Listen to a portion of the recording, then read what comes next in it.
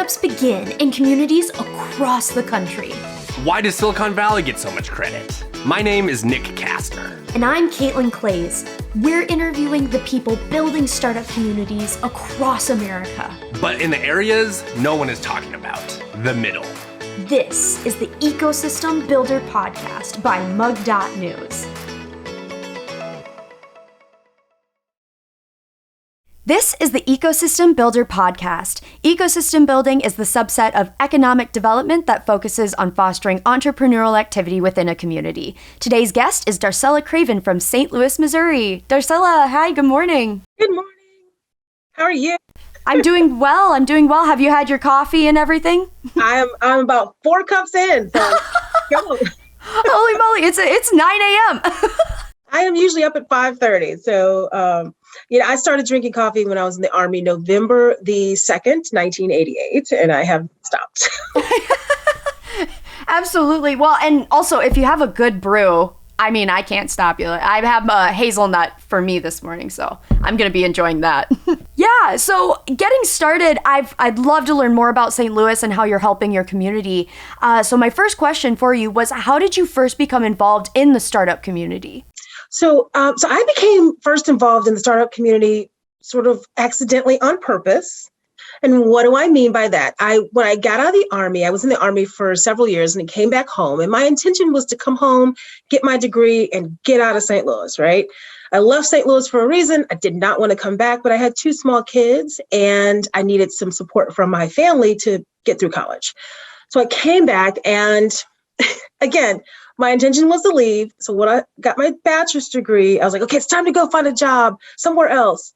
And then I got a job here. I was like, okay, well, soon when I get my master's degree, I'm going to get a job someplace else. And then my kids were in school and they had friends and they were doing things. And I was like, okay, I'm going to leave when they get in high school. So my kids have graduated from college. But what happened was I kind of fell into these really amazing job opportunities through volunteering. So I fell into the nonprofit space. Helping kids stay off drugs, alcohol, and tobacco in a local nonprofit. Started running that. It was really great, but it was emotionally intense. And so I started my own small business after that, because what I found was that my peers were amazing nonprofit directors and program people, but they sucked at business. Like their business acumen was terrible because they were so busy working on the program. So I started a very niche small business, helping them to implement the grants they received and actually make the metrics and do the reporting. And one of my contracts was helping women who were displaced homemakers start small businesses.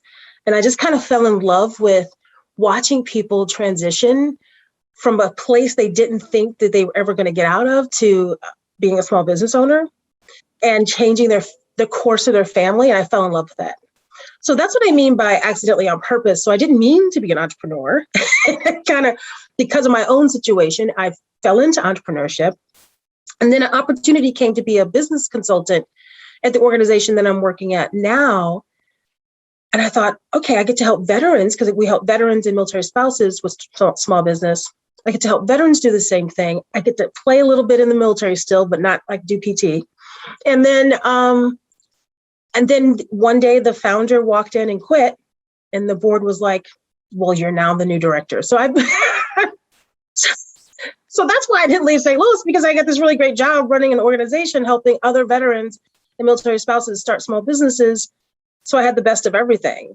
And it's been so much fun ever since. I've been there 17 years now. And I found some words that are coming to mind when you're talking is delegating, administration, because sometimes, working on your own or being a jack of all trades, it can be very overwhelming and feeling like you come to a bit of a standstill. So it's really interesting to hear your perspective on delegating, giving roles, not having so much on one's plate. I think that that's very important when you are supporting the community. Oh, yeah. So I have an amazing team now that really helps us run this program that we run and really participate in the community. So we're headquartered in St. Louis, but we have responsibility for all of Missouri, Kansas, Iowa, Nebraska, and Southern Illinois. So it's a huge footprint, and we couldn't do it without delegation and relationships, it'd be impossible. Absolutely. And those organizational skills for sure. So it's really good to see that you have a good support system as well, and that you're making like really good impact. So kind of going off of also what you were saying about like helping those small businesses, helping veterans, do you have more like or anything else that you'd like to touch on regarding support for your community that you're involved with? Personally, I participate in a lot of pitch competitions through some of the other agencies in town. So whether it's UMSL Accelerator, they have a DEI accelerator over there, which is just awesome. Or Scandalera Center, where they do pitch competitions, or Balsa, or St. Louis has an amazing ecosystem for entrepreneurship. People just need to know how to tap into it. But so I personally now spend a whole lot of time doing those components of the pitch competition that are about soft skills and networking and relationships.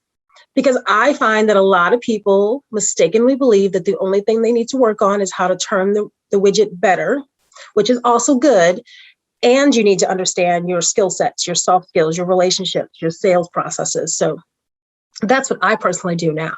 You know, I have a follow-up question with that. So I get this question a lot of people who are potentially introverts or not as comfortable speaking with people in that networking platform. So do you have any advice off the top of your head for people who aren't as quote unquote extroverted in a sense? I do. So what I will tell folks, first of all, is there's nothing wrong with identifying your skill sets that you're really good at and then hiring someone else to do the other thing. So that's a thing. You should identify your what we call KSAs, your knowledge, your skills, your abilities.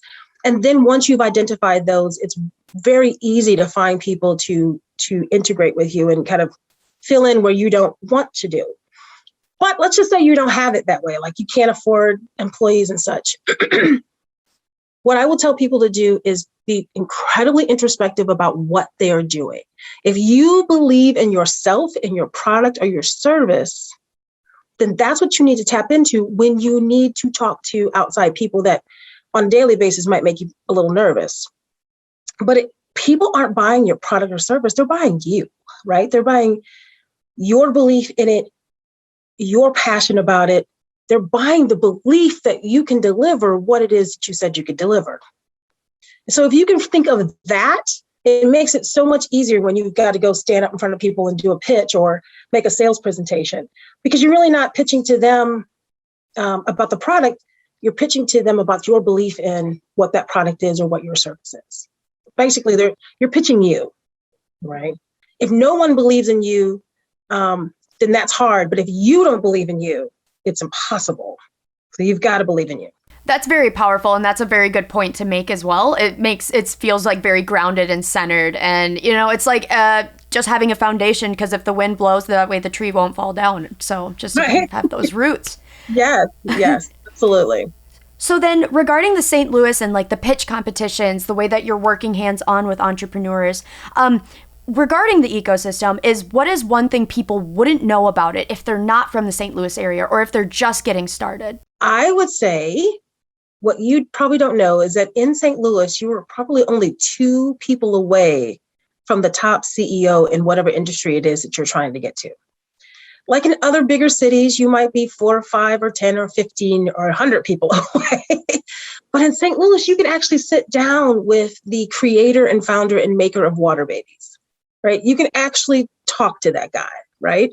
Eyeball to eyeball, and he'll talk with you. You can actually talk to an investor that if you open up your mouth and said something, probably 2 people in, you could get to that person. So I think that's what people don't really know. I know you got excited about Dan. Dan Lauer is awesome. The Water Babies guy is pretty awesome. I got a couple Water Babies too.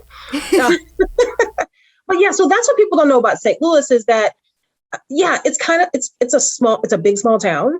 And that's works to your advantage because you can get to the people that you want to get to pretty easily. And Dan Lauer, we actually had him on the show as well. So when you said Water Babies, I'm like, I know that one. We had him on the show. He's such a genuine person. So that's what the other thing too I like about St. Louis, what you wouldn't know, is these folks, I mean, they're tough, right?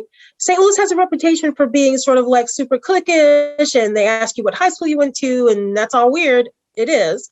However, the other side of that is once you are in the door and there's a relationship, Well, these folks will bend over backwards to make it happen for you. And honestly, like talking with you, I mean, there's a lot of similarities too with like our St. Louis natives, like so Mel Lambert, Melissa Grizzle. You say the word like just sincere. It's so sincere, and like you can really feel like wanting to help. And we did touch on, just kind of sometimes it can be cliquey, but I would say overall, like the resources that are there to help are really trying their best to be there for you as an entrepreneur. Oh yeah, I mean, we have an overabundance of things. I would probably tell someone when you come to St. Louis, if you think you're going to get into the entrepreneurship space, check out EQSTL.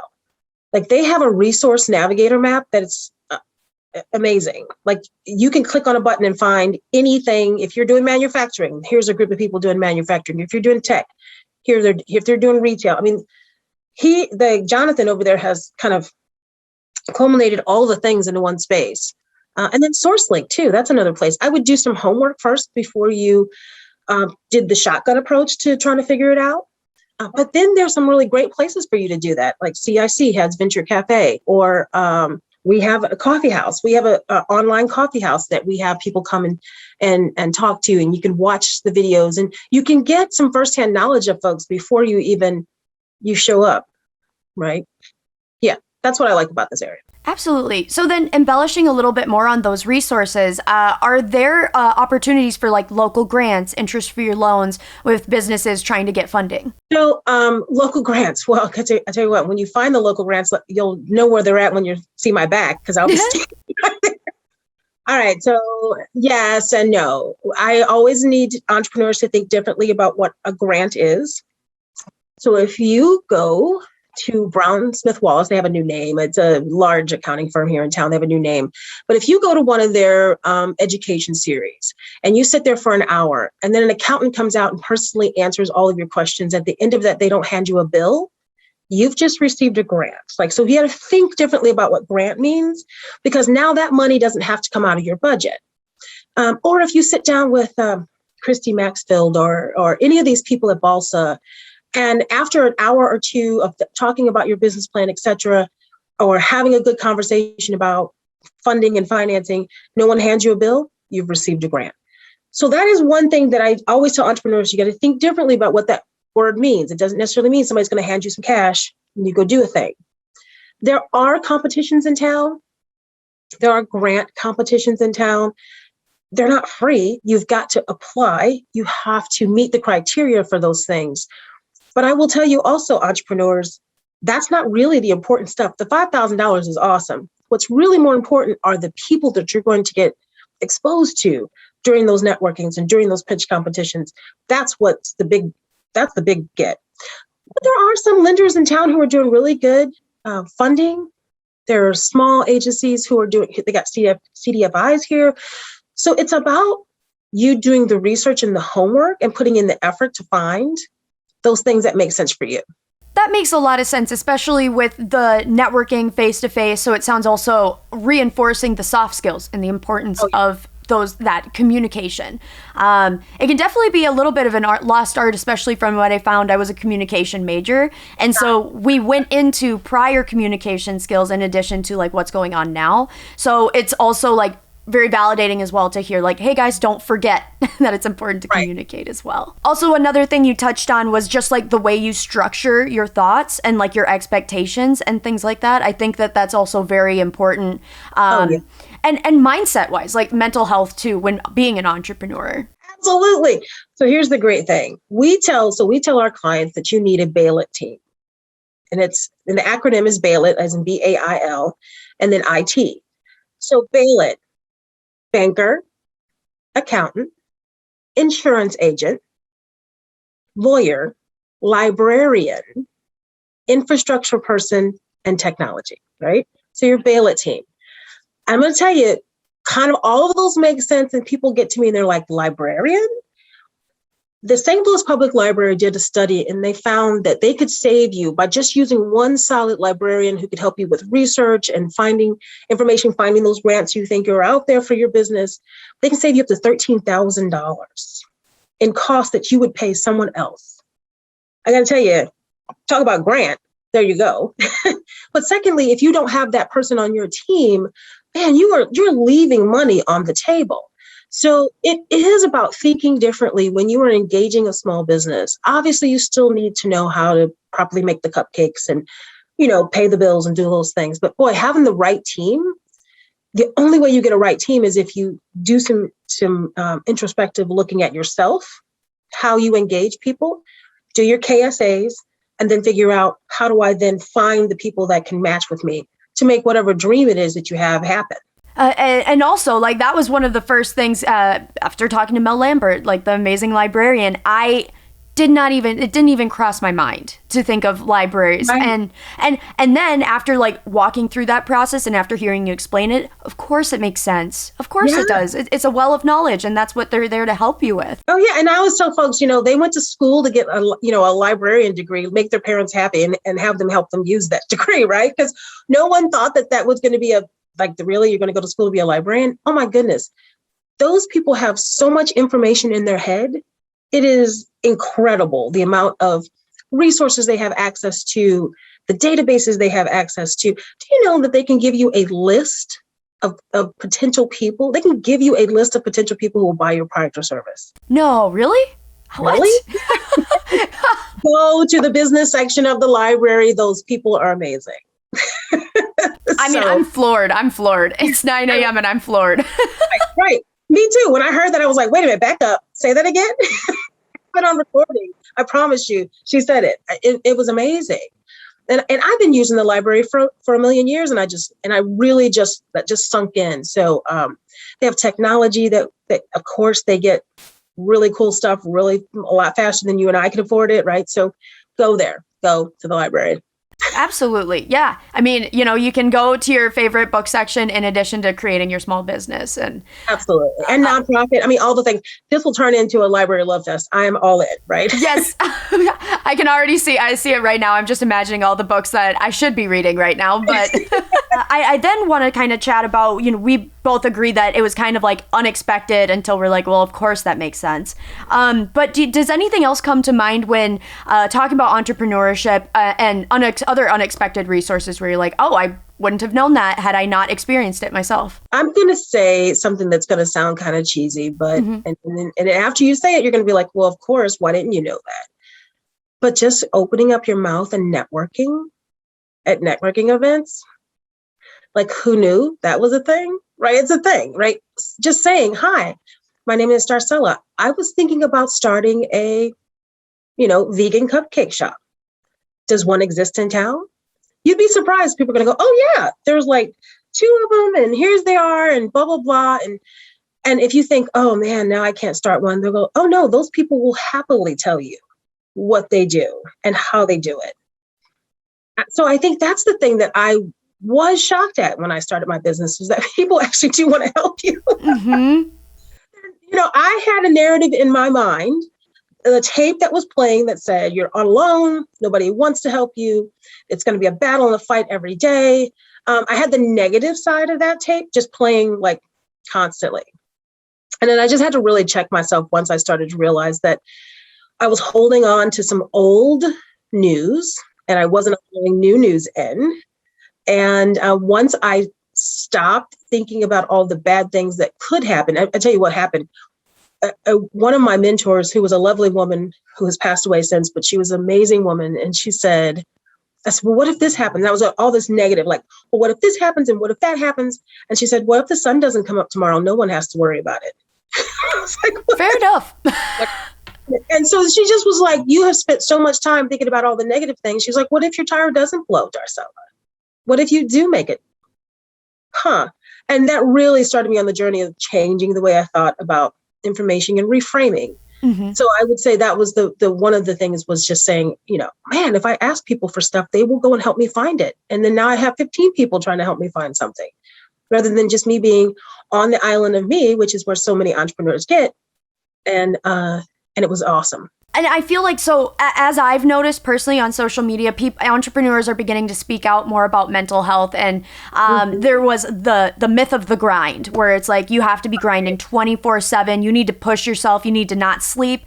And if you don't do those things, you're not wanting it enough. Right. And I'm kind of hearing some of those trends of like just changing that mindset, shifting a little bit more. That road of the myth of the grind, and you're right. So I tell folks all the time, if you're trying to just work yourself to death, to a bone to never see your children, then get a job. Like you don't need to do that. Like that's not entrepreneurship. That's one of the reasons why we spend so much time asking an entrepreneur, why are you doing this? What is your motivation and what is your goal? Because if you're telling me your goal is to spend more time with your children and to be able to do X, Y, and Z, and then I see you doing so many things that doesn't allow you to spend time with your kids, then we have to have a conversation now that says, is this really what you wanted to do? Either we need to change your small business so that it could get you to this goal, or you need to get out of it and get a job so that you can get to this goal. Like, I think people don't spend enough time understanding the motivations for why they're doing what they're doing. And then to your point about mental health, back to the library again, they have this amazing app, and you've probably seen it on television called Headspace. Oh, yeah. If you are a library card holder, you can get that for free. Really? Yes, you can download it, and it is amazing to just walk through 3 minutes of rethinking, retooling, reframing. It's amazing how it starts your ends your day better. Yeah. So do it. Yeah. And I do remember the point I was gonna reinforce again. I completely agree because I had to learn this the hard way. But speaking about what you're doing is truly, so one of my experiences too, and I'm sure like this can help into it, but like as Midwesterners, we're told like, don't brag about yourself, don't make things about you. And so I was under the impression it's like, shucks, well, I work in all this other stuff and like film and voiceover. And it's like, but I don't want to seem like I'm full of myself, but I've gotten, because it was someone that told me exactly like that advice that you said. And I was like, oh, maybe I'll try it. Maybe I'll try it out. But from that, I've met a lot of good people, made a lot of connections, just as one would in the entrepreneurship community, just speaking about what you're doing. Because, and honestly, even about anything that could possibly apply, because it's like, oh, you did something like this. I actually need someone who's done that. And that's how you get brought onto a project. Yes. Yeah, exactly. So again, like I've got your back on that one. I do recommend it. But that is scary at first because we don't want to feel like we're bragging. Right. Well, old school folks say, closed mouth doesn't get fed. Right. So if you don't open up your mouth and say anything, how am I supposed to know how to help you? And you're right. So I guess the other part of that was, yes, I was raised a good Lutheran girl. You just do what you're supposed to do and you don't brag about it. And I know you just moved that whole mountain, but oh darn, anyone would have done it. No, they wouldn't have done it, because if they would have done it, it would have been done and you wouldn't have had to do it. So it's okay for you to say, no, I'm really good. Let me brush my shoulders off. I'm actually really good at this.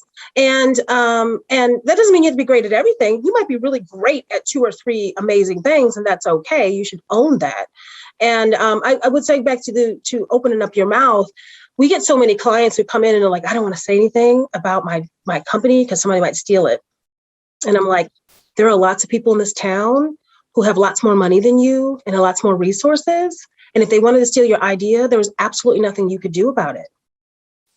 So you're so afraid of them taking it, you're not actually moving on it. So who's hurt? Trust me, if they wanted your idea, they would have taken it. But the people don't want your idea because they don't have the passion behind it. They don't have the love for it. I like eating cupcakes. I'm not going to go make them.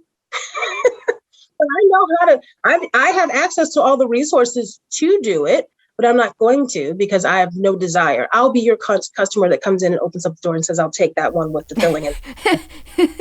Yeah. Give me that, put it in a bag. Let's go. I got things to do today. I've got more coffee I need to drink. I got more coffee and I got other stuff that I want to do that I'm really good at doing. And so you have to open up your mouth and say something or no one can help you. Very well put. I can't agree anymore. Like more than that, of course.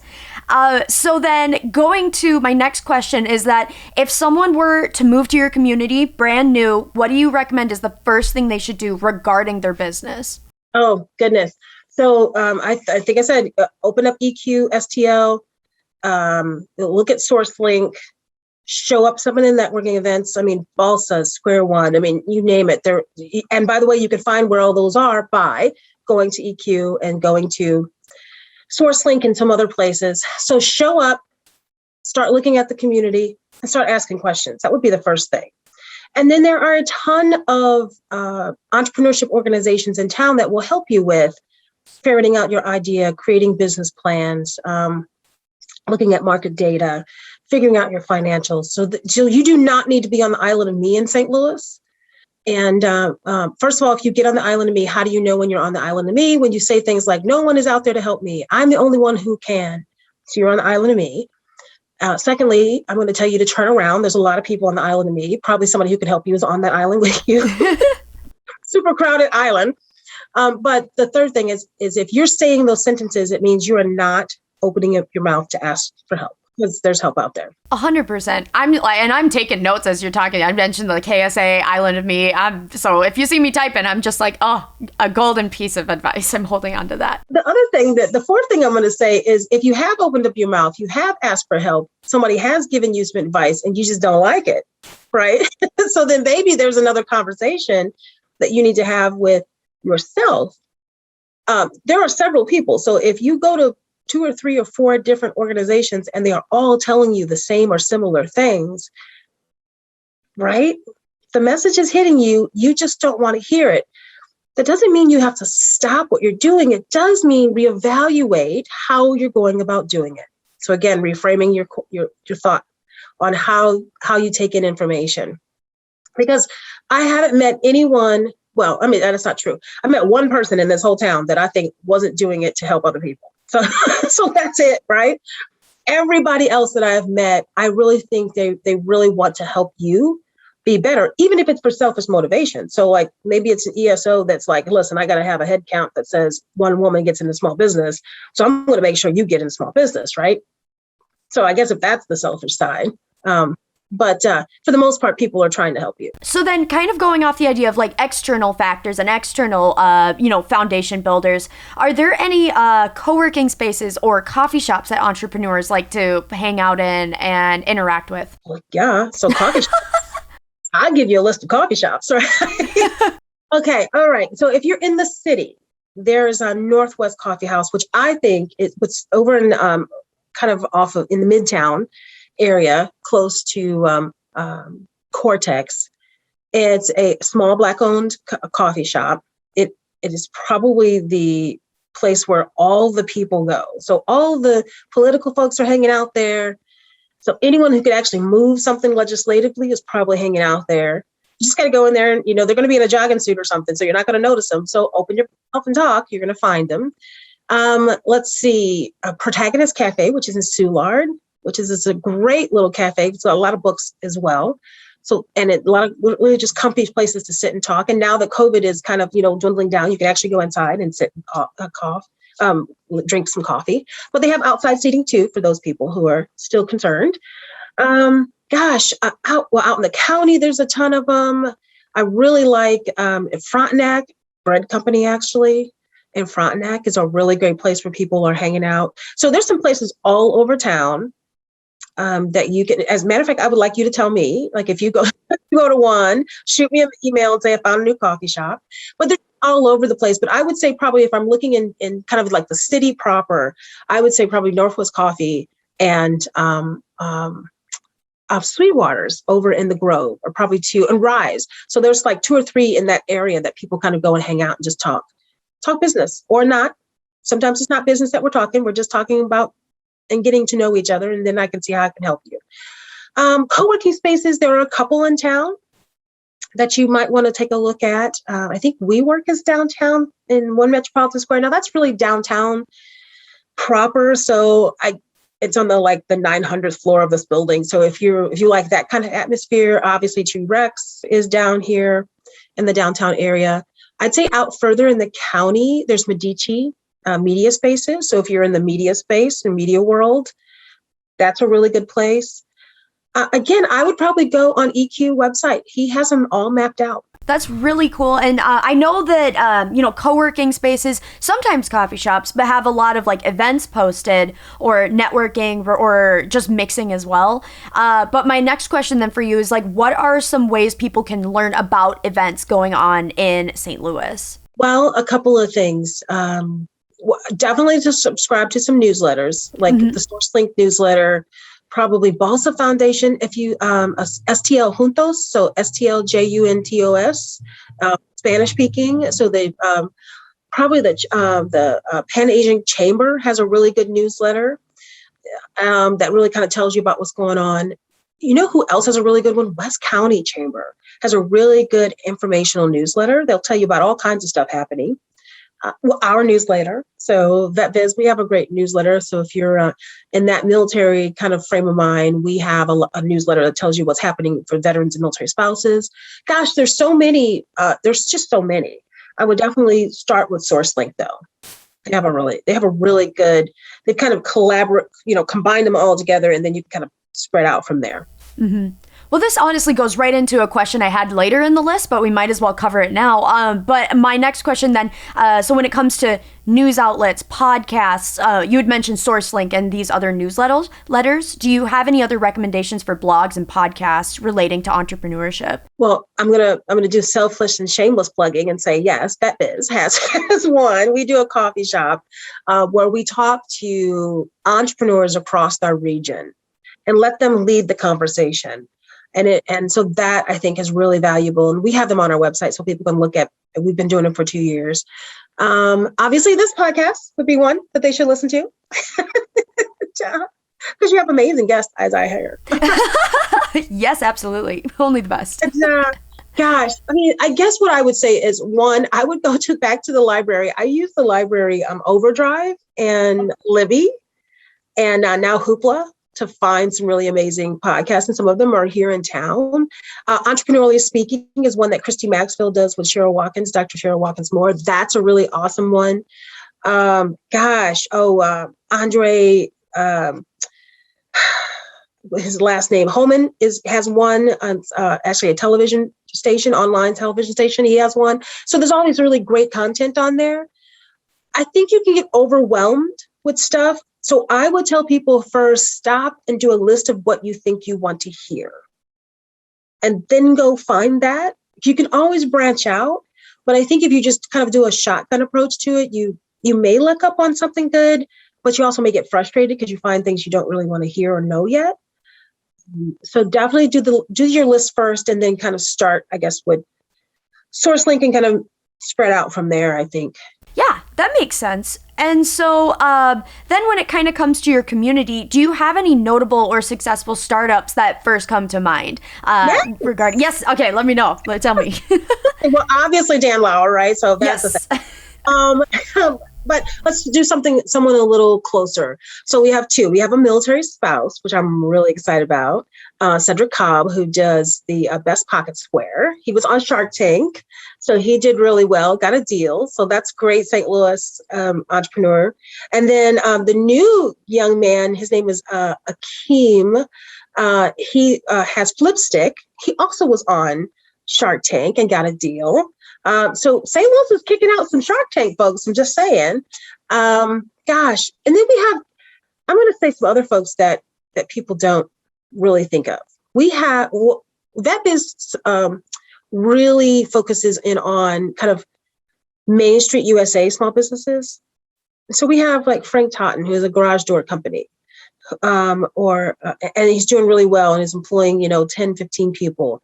Or Tim Smith, who has a roofing company and a cleaning service who employs other military veterans and military spouses. And he's got about 50 plus employees. So we have a lot of folks like that, There's a young lady, her name is Adira, and her last name is escaping me right now, but she has a fitness company. And so these are people who are just like, they're just making it, right? They're making an impact in their community. They're maybe hiring 2 or 3 people, or, in Tim's case, 50 or 60 people.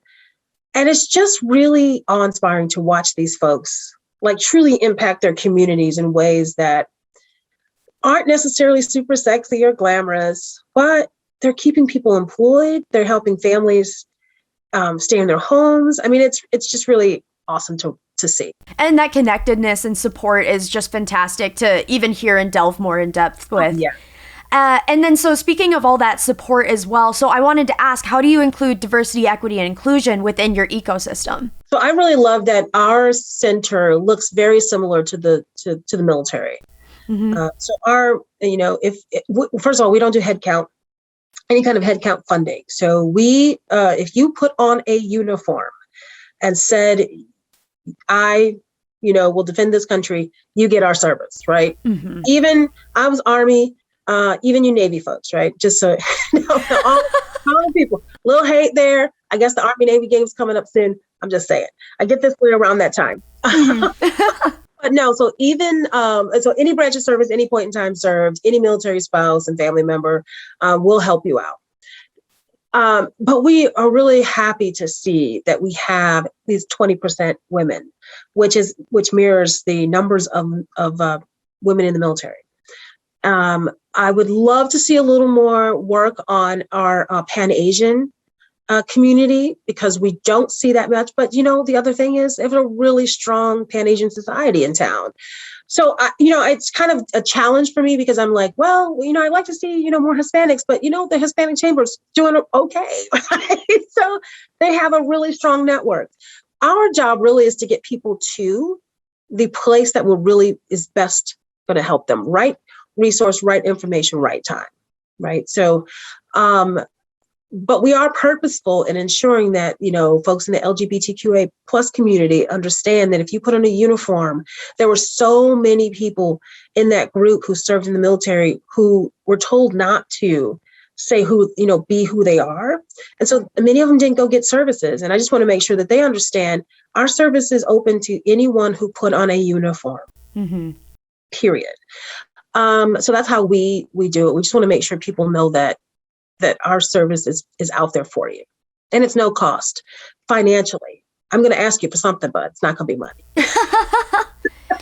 Well, it's been really cool to get to hear more about your military service, how you're supporting military, how you're supporting the entrepreneur community within St. Louis. So before we close out, I wanted to ask one last question. And do you have any final thoughts or parting words of wisdom before we close out? Well, okay, I'm going to put my words of wisdom hat on. Gosh, words of wisdom. I would say to anyone who's considering entrepreneurship. So, well, first of all, sometimes you're like me and you stumble into it. You're like, oh my God, I'm doing this. I'm doing it. Make sure you get a support network. If you have someone that you love and you want to keep that someone you love in your life, please ensure that they are also learning with you, because there's nothing sadder than to see a family being, destroyed because one person is changing the way they think about stuff. And the other part of the family is like, well, this has always been good. Why are we doing anything different? Right. So please make sure that you bring the whole group of people you love with you. I think focusing really on, again, your KSAs, your knowledge, your skills, your abilities. And the other thing I always tell folks to do is make a list of people. Do one list of people you really absolutely love and you want to hug them, squeeze them every day, all the time. A list of people who are okay. And if they come to your house for dinner, you're not kicking them out at 10 o'clock, but they might be able to stay over. Maybe though you're like, 11, you're like, okay, it's time to go. And then that list of people that you're like, if they showed up at your door with the turkey in hand, you'd lock the door and say, no one don't say anything, right? So you want to get those 3 lists of people. I want you to identify in that list who is the most negative person you know. Like the one who's like, oh my God, everything you do and say is the worst. No one will buy that. No one will do that. There might be 2 or 3 of them. I want you to pick the one that you love the most. And every idea you have, I want you to run by that person. But because they're going to tell you about how it won't work. But here's the mistake that we make. You're basically getting free business consulting, right? Anyone who has the ego enough to tell you that your idea sucks also has the ego enough to believe they have the solution. So make sure you ask them, great, Darcella, how would you solve it? And then be prepared to write, right? They may actually have something that you hadn't looked at because you're so ready to go into your small business and you're just awesome. So they may actually be identifying a potential, hazard for you, and then have them solve it, right? So now you got even more free grant. There's another grant for you. So I think just focusing on resetting your mindset, really knowing who you are and what you want out of life, why you're doing what you're doing, and then taking inventory of the people around you. By the way, what do you want to do with those other people who you've identified that are negative, that you don't run everything by? Anytime they tell you your idea is crazy, just look at them and go, did you see that the sky was yellow and green yesterday? And they'll just eventually walk away. Mm-hmm. Sometimes you don't even need to deal with those folks. That's such a good, it's so good talking to you. I'm learning so much. This is that's definitely something exactly it. Well, and I always knew it's very important to have people who don't share your perspective, because you will learn so much, whether they be a customer in the future or anything, to help you balance out. So I think that's a good reality check, in lack of a better term. Yeah, absolutely. Yeah. Well, thank you so much for coming onto the show. It has been super inspiring to talk with you. It's been also very knowledgeable, and I feel like I learned so much through this entire interview. Well, thank you. This has been so much fun. Thanks. I appreciate it. Absolutely. Make it a powerful day. Absolutely. You too. Now that we've learned about an ecosystem from a person who's building it, I'm going to link back up with Nick to clarify on some jargon and take a deeper dive into this ecosystem. Caitlin, how are you doing today? I'm doing awesome. How about you? So I would say this is a highlight of my day, getting to record with you. So, it always is, but today, it's been, this is the highlight. So I'm happy to hear all as well. Do you have any plans for the upcoming days? Yes. So depending on when this episode airs, is awesome, but this is actually Halloween weekend. So, yes, round of applause here. It's spooky season's my favorite time of year. So this is dropping Wednesday, so we'll be only a few days after Halloween once this airs. I know you're a big costume person, but what's your Halloween costume? I think this year it's gonna be, the inspiration is Underworld, the vampire movies from the early 2000s. So I have these awesome vampire fangs and then these colored contacts as well. So go hard or go home, it's this Halloween only happens once a year. I love that. So Emmy, my fiance, is going as Olivia Rodrigo. And I am hoping, I'll get to why I may not be able to in a second. I'm hoping to go as Olivia Rodrigo's biggest fan. And I bought a bunch of Olivia Rodrigo, a hat, a bag. I bought this really hideous shirt with when you cut out magazine cutouts and glue them all together. And it's all Olivia Rodrigo's face on a t-shirt. And I bought it and showed it to Emmy, and Emmy was like, you will never wear that again. But I was like, I'm selling out for the costume. The issue is, fingers crossed, stuff starts coming in today, but with all the supply chain back up, I bought it 7 days ago. All of those things, I bought 4 Olivia Rodrigo things. None of them are here yet. So it is Friday before going to the weekend of Halloween, so hopefully things come before Halloween. Maybe, at the worst case scenario, perhaps you two do a photo shoot after it all arrives, and then you post it oh, look at our cute Halloween photos we didn't post until now. Yeah, or I was thinking about making an impromptu supply chain, have a sign and be oh, I don't know, something about the supply chain, not because I'm sure I'm not the only person who is in this predicament, kind of waited a little too late. And they say for Christmas gifts, start shopping for Christmas now. That's a good point. Anyway, Caitlin, you got into, even though the supply chain affects ecosystem building greatly, back to the Ecosystem Builder podcast. What you just got done with an interview? Yes, talking with Darcella was an absolute blast.